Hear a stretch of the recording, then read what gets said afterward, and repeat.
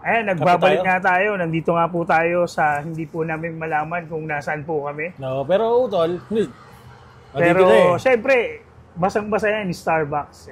Anyways, para anong topic natin ngayon? So ang ganda ng topic natin ngayon kasi talagang pinag-uusapan ngayon yung ginawa nila Attorney Ferdinand Topacio. So alam mo ba kung ano yun? Ano yun? Nag-file sila ng case laban doon sa mga nagblangko ng national budget for 2025. Di ba ang ano nila si speaker?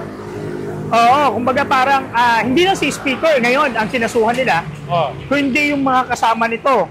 Kasama nito si ika lang hanapin natin. Siyempre unang kinasuhan diyan si Speaker Martin Romualdez, House Majority Leader Maxine Dalife, Rep Saldico, Stella Kimbo, at iba pa.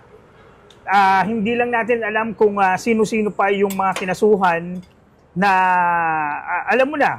Kasi talagang noong binuksan. Mga congressman? Yes, ako sa mga congressman to. So naging mainit lang tong isyung to nung nagkaroon ng press con si Tatay Digong. Kasama nga si Congressman Ungab. Oo. So napakaganda ng pagka-reveal ng blanco na item doon sa national budget for 2025. At saka ang iniisip ng siyempre mga dalubhasa na yan, di ba? So lalo na si Tatay Digong. So dalubhasa na talagang alam niya yung alam niya yung galawan diyan sa budget. Kasi nga, siyempre naging pangulo, 6 years din na naging pangulo yan. At yun nga yung mainit na pinag-uusapan ngayon dito sa ating bansa. So paano yan? Sa ombudsman. So sa ombudsman kanina, ngayong araw, so i-final na nila sa ombudsman. So tingnan natin kung paanong usad yung mangyayari kasi syempre dahil nga alam naman natin na nasa posisyon pa ang mga inakusuhan. So So tingnan natin kung ano pa yung mga posibleng mangyari sa mga darating pang mga araw. Ako, yari sila ngayon. Sakto may impeachment kasi sila VP. At saka mabigat yan. Oo nga, yun nga yung unang pinag-uusapan, yung impeachment nga ni Inday. Pero eto nga lumalabas na walang malinaw o mabigat na ebidensya laban kay VP Inday. Pero ano ba yung nakalagay doon? 6 yun eh. So hindi ko check natin diyan. Ito lang, ha? So parang parang kailangan bang patunayan yun bago, di ba? Siyempre naman, so, kailangan talaga ng mabigat matibay matibay na ebidensya. Kasi kung hindi, naku baka, di ba? Balikan ka ng diyan. So naging 7 Okay, ito yung 7 na grounds yung kaya nga nagkaroon ng impeachment laban kay Inday.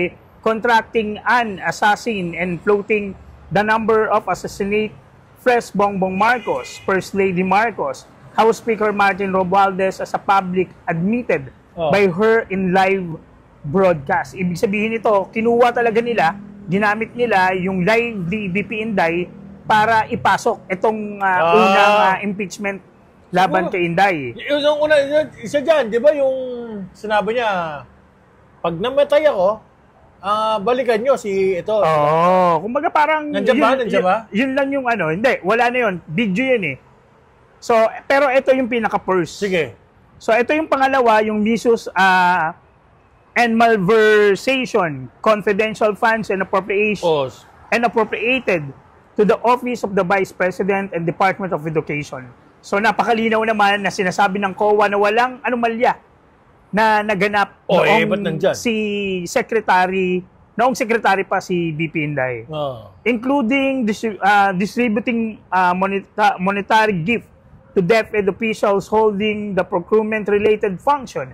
Ibig sabihin nito, hindi naman siya kumbaga parang yung rebat natin, pinaliwanag na ni Inday na hindi siya yung nagbigay. nung mga sobre na sinasabi ng mga witness. Sino ba yun? Hindi ko nga alam yung ano na yun na undersecretary yun, kung matatandaan Si natin.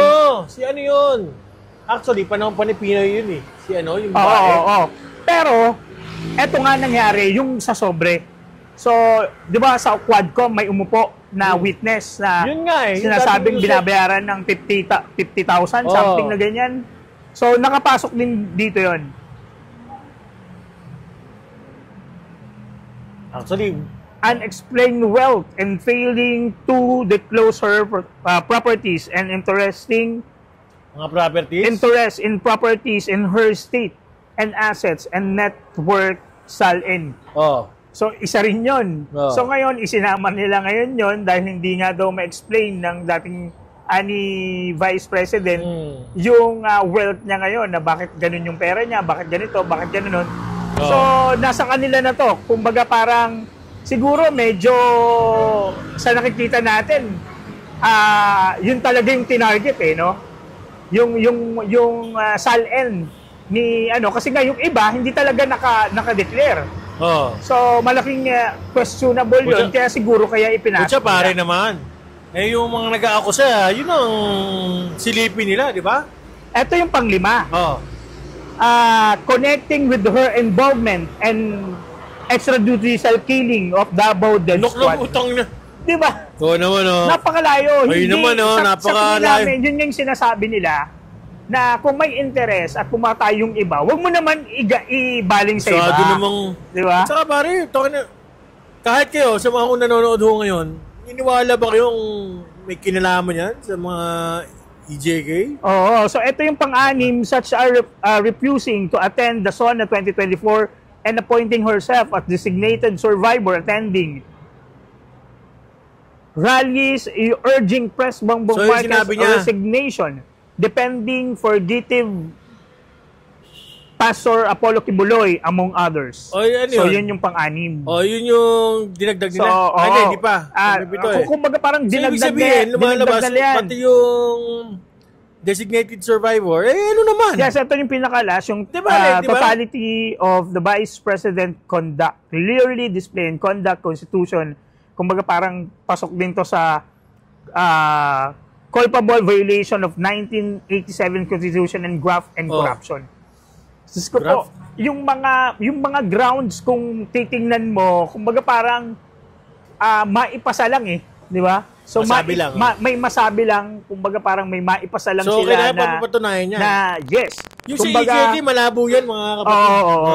Alam naman natin na itong si BP Inday, hindi talaga papayag na ma-impeach siya sa mga sinasabi. Ito tong grounds na to. Alam natin, abogado yan Abogada, so, di ba? Abogada. Kaya nga, di ba, patawa-tawa lang siya. Diba? Kaya patawa-tawa lang yan. Kasi nakita niya siguro yung grounds. Kaya nung nakita niya yung grounds, ayun nga, yung sinasabi mo na napakababaw, siguro ang naglabas na siya ng statement. Kasi kung ganito nga lang, di ba? Talagang mapapasave, ka na lang talaga. God save the Philippines. Pag si BP Inday, ma-impeach dahil lang dyan sa mga akusa na malabo. Alam mo yung pwede ka mag-akusa na yung malinaw, di ba? Oo. Talaga, na mapapatunayan na ginawa niya Ito, lalabo ng mga... Sa nakikita ko, gulo Magkakagaw. Oo, gulo talaga. At saka ngayon, makikita natin yan sa takbo ng politika. Kaya nga, di ba, may isang attorney, nakalimutan ko kung sino yun na sinasabi niya, hindi pwedeng ipagpatuloy ng Senado o ng mga bagong halal na Senado yung impeachment trial. Kasi kung may ruling ang Senate doon sa sinasabi nilang impeachment, kung mga bago silang mga halal na senador, walang ipakita nila.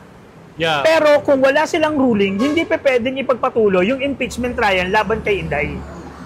Laban kay BP. Kasi nga, kung susundin natin yung constitution at saka yung ruling ng impeachment, wala siya doon. Kasi kailangan, ang mag-impeach sa kanya, yung mga senador na dapat na nalaabutan. Sa tingin mo? Hindi lulusot, no? Sa tingin ko, hindi lulusot Sa mga senador, no? Sa mga senador, hindi lulusot At saka yan. feeling ko, mga kababayan, yung mga senador hindi magpapa-under sa mga congressman. Tama yun. Kumbaga parang ako ako politiko ako. Hindi ko isasang-alang-alang ang karir ko dito kasi running for 2028 presidential yan. Hindi, tsaka nagsalita na siya. Natatakbo siya. Natatakbo. Sa 2028, So, ngayon, mga kababayan, tatakbo si Inday. Kaya yun ang sinasabi ko. Na kapag si BP Inday, kumbaga parang si BP Inday gumalaw ngayong 2025, malaki ang posibilidad na yung dadali niya mananalo. Sa akin lang sa akin lang. Imagine, di ba, yung mga nabibalitaan natin ngayon na yung mga kagaya ni Senator Jinggoy Estrada pumunta sa Singapore. Ano yun? Sa Singapore ba yun? Singapore sa mall? Oo, doon sa pinuntahan natin. Pumunta sa Salaki Plaza, pero ang sinisigaw ng tao, Duterte. So, ganun pa rin yung karisma ng mga Duterte. Ang Pilipino kasi pare, pag ang Pilipino, pagka yung wala namang ginagawa masama sa'yo, halimbawa, walang ginagawa masama sa'yo, tapos di ba, binabanatan mo, siyempre, di ba, dihadista yung mga Pilipino, mga karamihan sa mga Pilipino, di ba, dihadista, dahil ito, malaking pakinabang ng ginawa ng Duterte sa Pilipinas, di ba? Yes, at saka tapos, ginanon, no? Tapos, ang problema doon, pare, yung mga kumanakay sa Duterte, mga tiwali, may mga kaso. Tama yun. Di ba, katulad ng mga ibang congressman, may kaso sa ombudsman, dati pa, hindi lang ngayon na Tama, ang problema nga. Merong mga background na kahit naman si Speaker Romualdez, merong background ng kaso yan. Yun nga lang, hindi na pupush. Hindi gumagalaw. So, alam naman natin yung power sa politika at power sa government. Talagang pag ginamit mo yan at medyo sinakal-sakal mo yan, magagawa mo kung ano yung gusto mo. Pero this time, bro, sa nakikita ko, kapag gumamit sila ng power, nakita nila yung power ng INC na lumabas. Na lumabas sa kanilang mga bahay. Millions of INC ang lumabas at nanawagan andun tayo, hindi tayo INC. Yung episode 1 dito, panoorin nyo. Yung pinaka-unang upload dito sa channel na to. Kung makikita nyo, kung makikita po ninyo, yung video po namin, napakarami po na INC. Rally for Peace. For Peace, Rally for Peace yun, ha? For Peace. Oo. Pero, saan ka? Di ba? Suporta nila ay kay BP Inday sa actually, sabi, hindi naman support, ano yung sabi? Hindi naman suporta yun sa BP. Pero, sa given naman yun, pare, na wag ituloy ang impeachment. Ibig sabihin, sinusuporta mo si Inday. Kasi ayaw mong ituloy yung impeachment Magkaisa na nga lang. At saka ito, talagang maganda yung paghain nila ng kaso para maging fair lang ba? Fair, Kumbaga, kasi yung iba talaga, kung may hopeless na paano mo malalabanan ng isang politikong nasa kapangyarihan na walang kikilos na iba? Buti na lang may mga attorney tayo, may attorney Topacio tayo, may may Senator Jimmy Bondoc tayo. Jimmy Bondoc, member ng B4D yan. Sa B4D yan. At saka tumatakbo yan sa Senate. Sa laban. Sa PDP laban. PDP laban. So, isa yan sa posible na kung dadalhin ho yan si Senator Jimmy Bondoc, mananalo, di ba? Alam mo, pare, ito. Sa dami ng galit doon sa mga kontra sa Duterte, feeling ko, yung mga yan, may chance ba sila Ipe, si Jimmy, baka sa sobrang galit ng tao. At hindi sila kilala, baboto ko to, Jimmy. Kung kumbaga parang, boto ko si Ipe. Ganun nakikita ko, nakaset na Kasi nangyari na yan 2022, nang lumaban ang 8 Directo. Di ba? Pinatunayan ng mga DDS. Di ba? Pinatunayan ng mga DDS na kayang ilaglag yung 8. Di ba nangyari? Lahat sila talo. Tama. So this time, ang nangyayari kasi ngayon sa atin, ang ipinupush nila, yung PDP laban, na ipinasok si Marcoleta, si Attorney Rodriguez, si Kibuloy. Si Kibuloy. Kumbaga parang binuuna nila, pero kahit kulang, may naka-reserve. Oo nga. Kumbaga parang may dadalin pa rin. Oo. Pero, siyempre, priority ng na manalo yung PDP laban. So, yun yung pinaka-target. Kaya, medyo nakakatakot yung destabilisasyon. So, ibig sabihin, yung lineup ni BBM, hindi lahat makakapasok. Hindi lahat makakapasok at nakakatakot. Kasi alam mo naman yung nangyari doon sa 8 Derecho, di ba? Talagang pinulot sa Inidoro yung 8. So nakakatakot na yung iba. Kasi ngayon ang lumalabas no for BBM lineup eh. So sa nakikita natin diyan, sa nakikita ko bilang matagal na rin. Bilang matagal na rin sa sa politika. Magkakanya-kanya na yan yung mga senador na nandyan. So, tingin mo? Sa nakikita ko, talagang magkakanya-kanya na yan. Lalo na, kapag nagkaroon... Sabi nila, papanik yung kalaban eh, no? Oo, lalo na pag nagkaroon ng trial doon sa mga doon sa mga pinasuhan ngayon. Di ba? So, lalong, kumbaga parang yung iba, di ba, may nakitaan pa nga tayo na ngayon na nag-viral yung pumirma sa impeachment, di ba? Binabash. Nagsasalita. Sino yun? Sign pa more. Pirma pa more. Pirma pa more, mga ganyan. So yun si Congressman Ecleo. Yun, Congressman Ecleo. Pare, nakita ko. Sa dinagit. Kala mo hip-hop eh. Binabayo, yung mic. Puta, nabisa sobrang visit niya kasi kinisigaw ng mga tao. Pirma pa more. Di sa sobrang insulto niya kasi siguro na konsensya. Kaya si Vice Governor napaiyak. Kasi I think tatay niya ata. Gano'n, magkano sila. Hindi ko lang sure kung ano. Pero si Vice Gov, kapag pinanood mo yung dulo ng video, napaiyak siya ron. So napakaganda ng mga abangan po natin. Diba? Power, pare. Ito yung power versus people. Power to the people. Power to the people na mangyayari. Hindi, power to the people, kumbaga parang ito yung sinasabi ng mga tao na may power ka. Pero ang kalaban mo, taong bayan. Mas malakas, mas powerful. Kung sino yung may hawak ngayon ng government versus people. So sino ang mangingibabaw diyan? Pero I'm sure people. Kaya nga people power eh. tayo lang ang naglagay sa kanila para magkaroon sila ng kapangyarihan. Kung hindi natin sila iboboto, di ba? Kung hindi natin sila iboboto, wala yan. Kaya, kumbaga parang nagpapasalamat tayo dito sa mga matatapang na attorneys na to. Kasama dyan si Congressman Alvarez. Kaibigan ni Tatay Digong, si Alvarez. Dating speaker. Yes, dati Panpelo. Pantalyon. Pantalyon Alvarez. Si Pantalyon Alvarez, napakatapang din yan, di ba? So, speaker yun eh. Dating speaker. So, may mga power yan at alam ni Congressman Pantalyon yung rule of budget. Kasi nga, naging speaker yan. Di ba?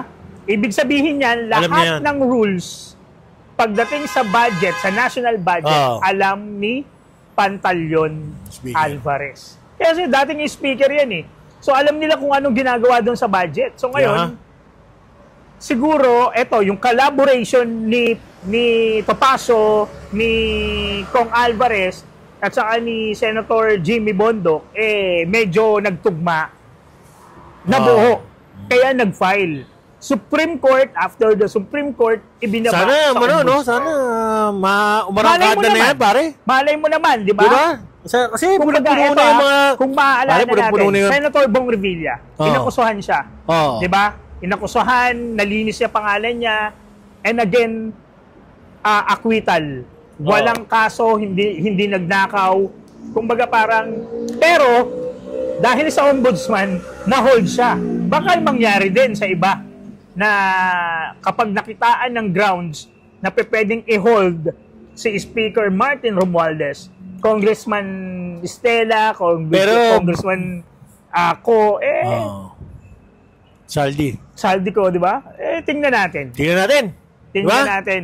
Abangan natin susunod. Kaya abangan nyo po yung susunod po namin podcast na talaga namang aabangan po ninyo kasi everyday nagbabago at nagkakaroon po ng mga balita na talagang tututukan Update po ng masang Pilipino. Exactly. Diba? So, okay. Pare, paano? Ako po yung Lewis Tapiro and of course, Ako po si Maki Atencio at ito ang B4D.